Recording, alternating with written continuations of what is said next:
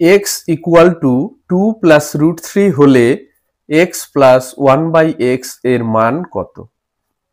তাহলে আমরা শুরু করব যেটা দেওয়া আছে সেটার থেকে। দেওয়া আছে কি x equal to 2 plus root 3। এটা আমরা কি করব, দুদিকেই উল্টে দিব। তাহলে মানে লবটাকে হরটাকে লব করে দিব।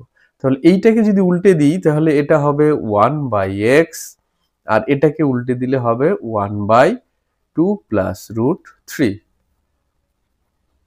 এইদিকে যা আছে তাই থাকলো। এইটা কি করব, করণী করব, করণী নিরসন। তার মানে নিচে যেটা আছে সেটার মাঝখানের চিহ্নটাকে পাল্টে উপর নিচে গুণ করে দিব। দেখো কি করছি, 1 থাকলো, 2 প্লাস রুট 3 ছিল, এটার চিহ্নটাকে পাল্টে দিলে 2 মাইনাস রুট 3, উপরেও একটা 2 মাইনাস রুট 3 নিব।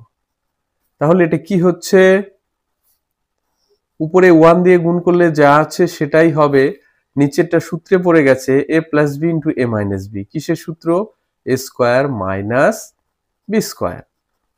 তাহলে 2 মাইনাস রুট 3 বাই নিচে হবে 4 minus 3, 2 minus root 3।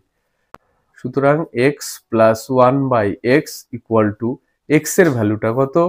2 plus root 3, আর 1/x এর ভ্যালুটা কত আমরা বের করেছি? 2 মাইনাস রুট 3, 2 মাইনাস রুট 3। তাহলে এই রুট 3 কাটা যাচ্ছে, 2 হলো কত? 4। তাহলে আমাদের অ্যান্সারটা কত বেরোলো? x প্লাস 1/x এর মান 4।